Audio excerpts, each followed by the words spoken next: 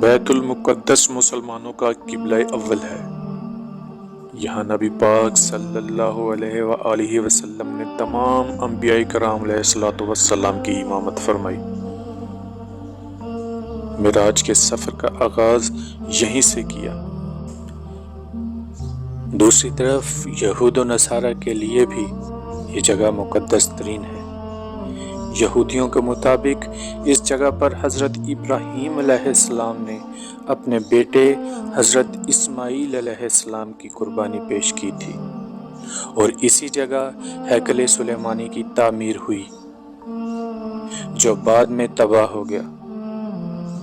جب قوم بنی اسرائیل کو ہدایت ملی تو ان سے خوش ہو کر اللہ عز و جل نے ان کو تابوت سکینہ عطا کیا، جو ایک مقدس صندوق تھا۔ اس میں انبیاء کرام علیہ الصلوۃ والسلام کی استعمال کردہ چیزیں تھیں۔ اس صندوق کی بدولت یہ قوم ہر میدان میں فتح یاب ہوئی۔ جب حضرت داؤد علیہ السلام کی حکومت آئی تو آپ نے اس صندوق کی حفاظت کے لیے ایک ہیکل کی تعمیر کرنے کا سوچا، جسے 900 قبل مسیح میں آپ کے بیٹے حضرت سلیمان علیہ السلام نے مکمل کیا۔ یہ ہیکل نہایت ہی عظیم الشان اور مضبوط تھا، جسے جنات نے آپ کے حکم سے تعمیر کیا۔ اس ہیکل کے اندر جس جگہ آپ عبادت کرتے تھے، اس تابوت کو وہیں رکھا گیا، اور کسی کو وہاں آنے کی اجازت نہیں تھی۔ آپ کی وفات کے بعد جب بنی اسرائیل نے سرکشی کی اور اللہ کے نافرمان ہوئے تو اللہ نے ان پر عذاب نازل کیا۔ لہٰذا 500 قبل مسیح میں بخت نصر نے یروشلم پر حملہ کر دیا اور ہیکل سلیمانی کو تباہ و برباد کر دیا، اور سارے شہر میں خون کی ندیاں بہا دیں۔ لاکھوں یہودیوں کو سر عام قتل کیا۔ آخر اس قوم نے توبہ و استغفار کا راستہ اپنایا اور اللہ سے مدد مانگی۔ لہٰذا کچھ عرصہ بعد جب سارس کی حکومت آئی تو اس نے یہودیوں کو بائبل کی غلامی سے آزاد کروایا اور ہیکل کی دوبارہ تعمیر کی اجازت بھی دے دی۔ اس ہنگامہ آرائی میں وہ مقدس صندوق کہیں گم ہو گیا۔ کہتے ہیں کہ بخت نصر نے اسے کہیں دفن کروا دیا تھا۔ کچھ لوگوں کے مطابق اللہ کے حکم سے وہ صندوق کہیں چھپا دیا گیا۔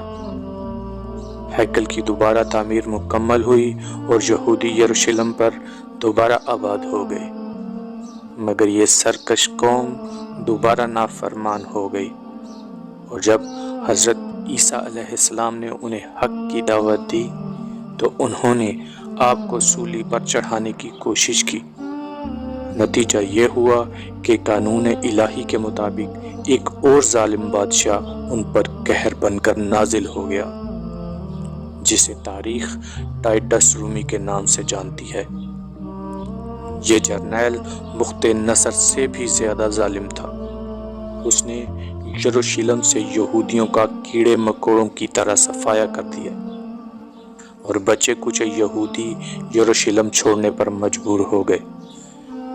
جب عربوں میں اسلام آیا اور آخری نبی حضرت محمد صلی اللہ علیہ وآلہ وسلم کی برکت سے اسلام یروشلم کی سرزمین پر پہنچا تو حضرت عمر رضی اللہ تعالی عنہ نے اپنی خلافت میں پھر اسی جگہ مسجد اقصی کی تعمیر کروائی۔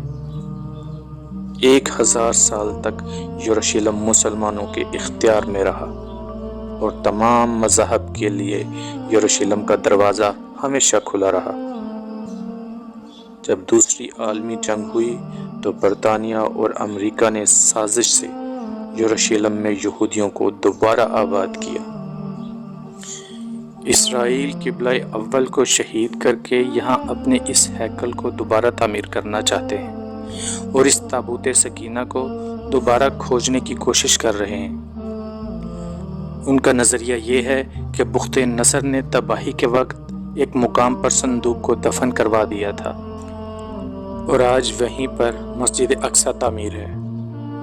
1967 عیسوی میں صہیونی حکومت نے مسجد اقصی کے گرد سرنگیں کھودنا شروع کر دی تھی، جس سے مسجد اقصی کو اب تک خاطر خواہ نقصان ہو چکا ہے۔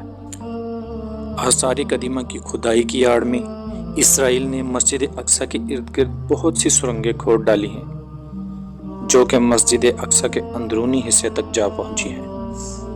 یہودیوں کے عقیدے کے مطابق جب وہ دوبارہ ہیکل کی تعمیر کریں گے تو اس کی ایک دیوار سے ایک شخص ظاہر ہوگا جو ان کا مسیحا ہوگا، اور دنیا میں دوبارہ غلبہ پانے کے لیے مسیحا کا ظاہر ہونا بہت ضروری ہے، جبکہ حدیث کی روح سے وہ شخص کوئی اور نہیں، دجال ہوگا۔